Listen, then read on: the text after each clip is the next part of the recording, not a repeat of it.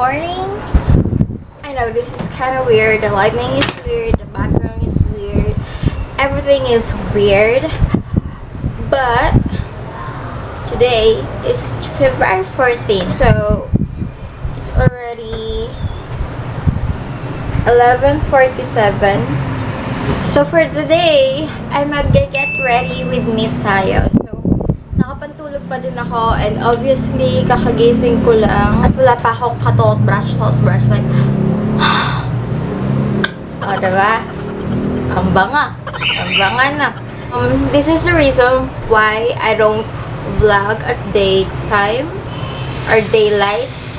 Kasi unang-unang sa lahat, kaya hindi ako nag-vlog ng umaga or something, my natural light.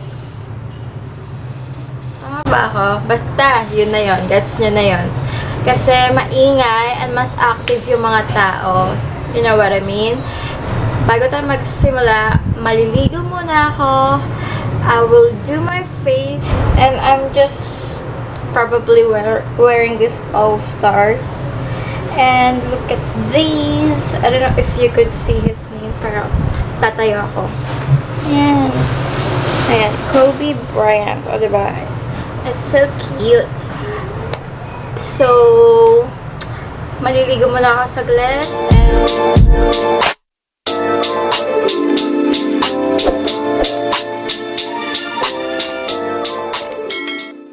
So, tapos na ako maligo, guys.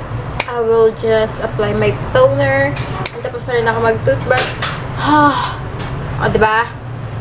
Ang bango. Okay, ang weird. Sobrang raw ng pag-video natin ngayon. Pero, I don't know. Sobrang ingay. Oh my God. Nakakahiya. Kasi malapit kami sa street, guys. And, dinadaanan po talaga siya ng tricycle. Kaya pagpasensyahan nyo na po, this is the most weirdest video I've ever done. Apply lang ako ng toner. Nagamit ko palang toner, guys. Ha! Ilagay na lang yun. Ay, itong Acne Pro. Sobrang konti lang nilalagay ko. And sobrang hiyang ko siya. Kasi before, guys, may tagyawat ako dito before. Feeling ko, guys, tayo na lang mag-a-adjust sa ingay. Okay? So, sobrang ingay. But, get ready with me nga, diba? Siyempre, I'm being realistic here. Gagamit na tayo ng face serum. Itong Chia Seed Moisture Recharge Serum Hydrate.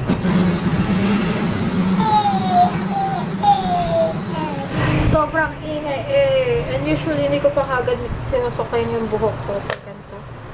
Pero mag-apply lang tayo. Ay. Squirt! So, nag-pump lang tayo ng konti. So, ayan. Ganyan ko lang pina-apply. Tapos dito din. Ito, pinili ko rin sa The Face Shop. Same sa moisturizer ko.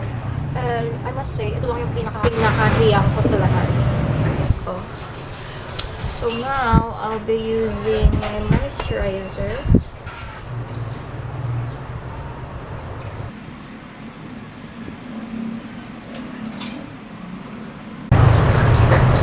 Yan.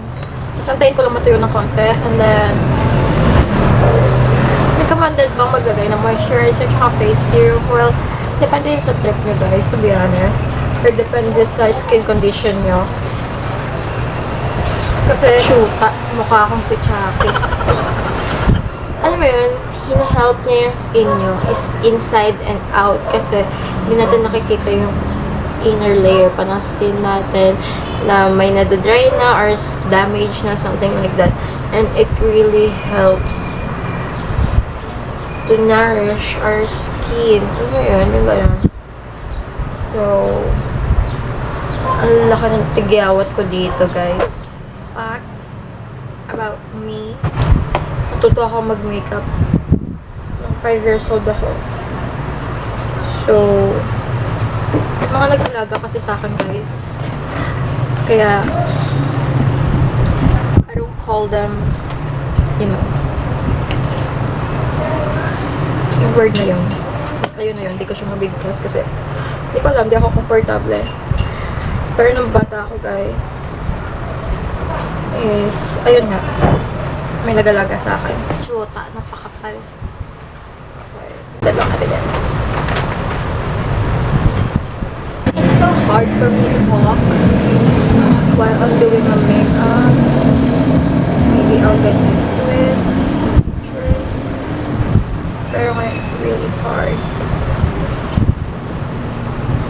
So, once I'm happy with my eyebrows, mag-move on na tayo sa ating eyeshadow. So, ang gamit kong brush ay ito. Yung galing sa Revolution. Ganyan siya, guys. So, try lang natin. And it's synthetic. Pero malambot siya in fairness. Wala ako sa kwento ko kanina. Ayun, fact about me. Simula 5 years old pa lang ako marunong na ako mag-makeup kasi nakikita ko lang sa mga nag-alaga sa akin dati. Well, lipstick pa lang alam ko nun. Pero 6 years old ako. Yun na, eyeshadow, face powder, yun ganun. Tapos, yung first ever kong foundation. Diba, hindi na tayo tapos mag-makeup. I'll do first the powder as my base. Para hindi ka agad mag-crease yung eyelids natin. So, yung first ever ko na nagkaroon ako ng makeup is nung grade 6 ako, guys. Yeah, graduation day pa namin nun. And binilan ako ni Papa ng foundation. Tapos yung mga kailangan kong makeup para sa graduation, binilhan niya rin ako ng shower na eyeshadow, tsaka Evergalena, tsaka lipstick, yun yung, tsaka powder, yeah, foundation powder. Yun yung first ever ko na makeup. Which is yung bigay ni Papa. Ngayon ko lang to. Parang siyang peachy gano'n. Wow. Wow. Oh my god. Pigmented girl. I didn't expect you to be like that.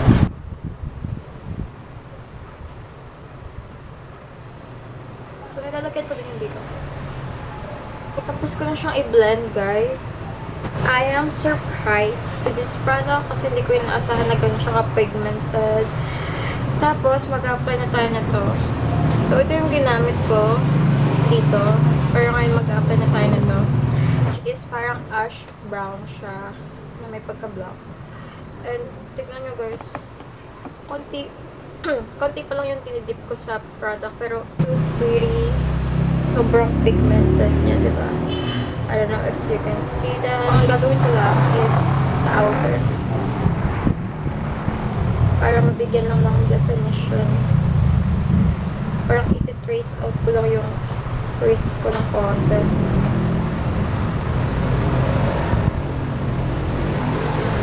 And as you can see, dito medyo pag-V yung pagkaka-blend ko. And dito circular motion. And i-blend ko lang siya.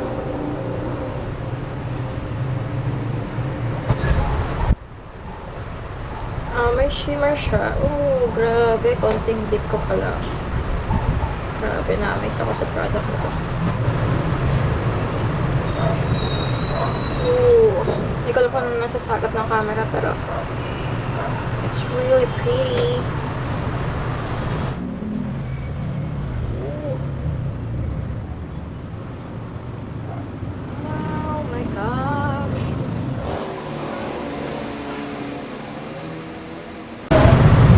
Para ako magko-concert, guys. Sige, list ka muna. Diba? Sabi sa inyo tayo mag-a-adjust. Tapos pag mimix ko itong dalawa, then, lalagay natin sa ating under eyes. Hindi naman totoo sa under eyes, dito lang.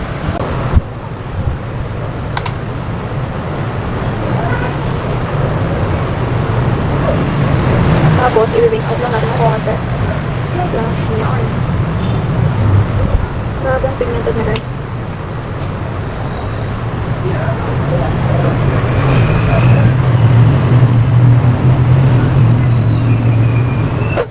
So, ang gamit ko ay itong LA Girl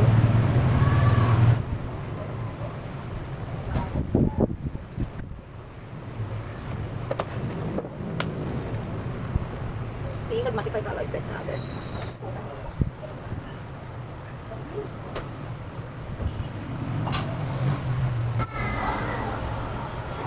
Ito lang yung skin natin. And then, lang ka nalagay. Nagka-counter tayo. Medyo heavy.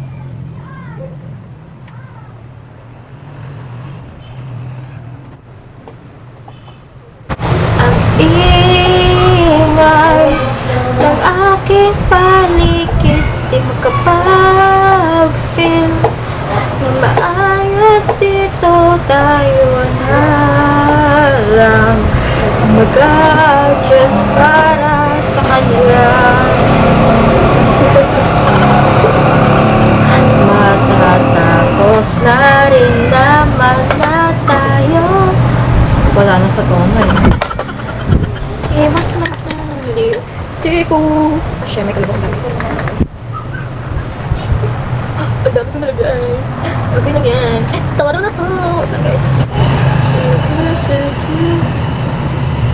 So, yung warm muna para may cool or warm undertone tayo. Light brown. Pag nagka-contour ako guys, usually hindi ko siya na-extend hanggang dito. Dito ko lang siya nilalagyan. Kasi kung mapapansin niyo yung face niyo, meron na siyang parang shadow. So, gusto mo lang i-emphasize yun. And, I don't know. That's my own opinion, diba? So, naglagay lang ako ng falsies. And now, let's move on to the blush. So, ang gamit ko ay itong Revolution. Grabe, may texture pala siyang ganyan. And din ako naglagay ng eyeliner.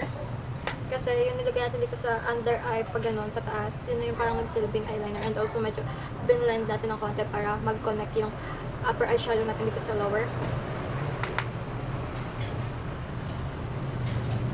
So, maglalagay lang ako dito. As you can see, hindi ako masyado nag-focus sa cheeks kasi yung eyeshadow natin is red. Ang pangit naman kung buong mukha mo, diba? Kulang pula dahil hindi masyado makapal. Di ko alam kung nasasagap ng camera. Pero, diba? Para ka lang naka-contour na may konting pala-pula. Ooh, my face is looking good. Nila.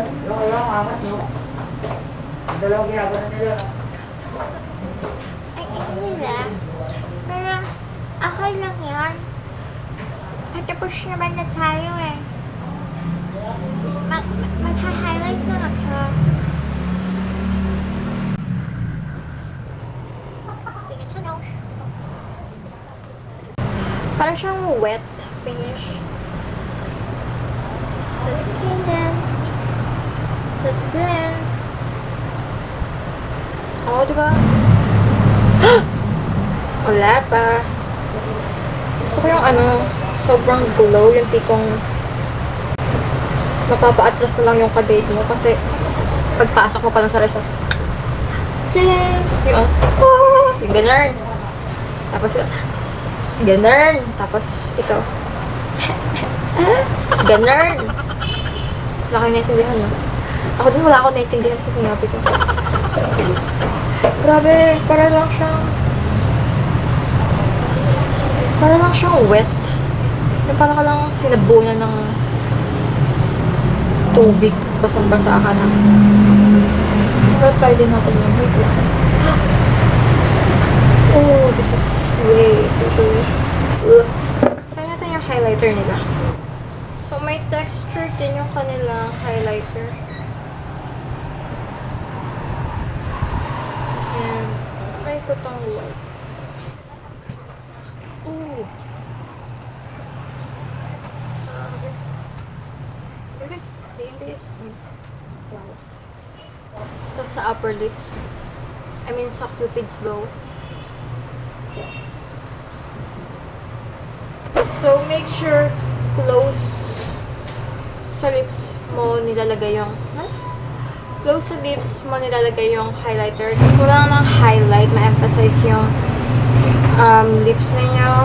Pero ayaw mo ng sweaty upper lips. So,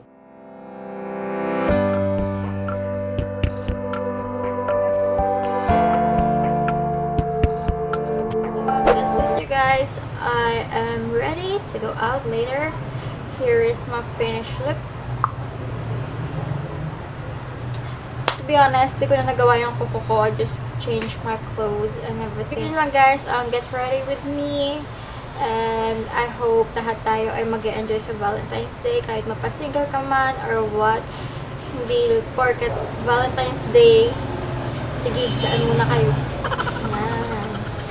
Hindi porket Valentine's Day ay pang couple lang yon, pang lahatan din yon. Kasi hindi tayo nag-iisa, meron din tayong kasama, which is si God. Kaya be thankful and grateful kasi kahit pa paano may ka-date ka pa rin sa Valentine's. That's it, you guys. I hope you subscribe to my channel and hit the notification bell para notified kayo every time na mag-upload ako ng panibago kong video. And also don't forget to like and comment down below sa comment box kung may suggestion po kayong makeup look na gusto nyong gayahin ko or gawin ko. So, ano lang.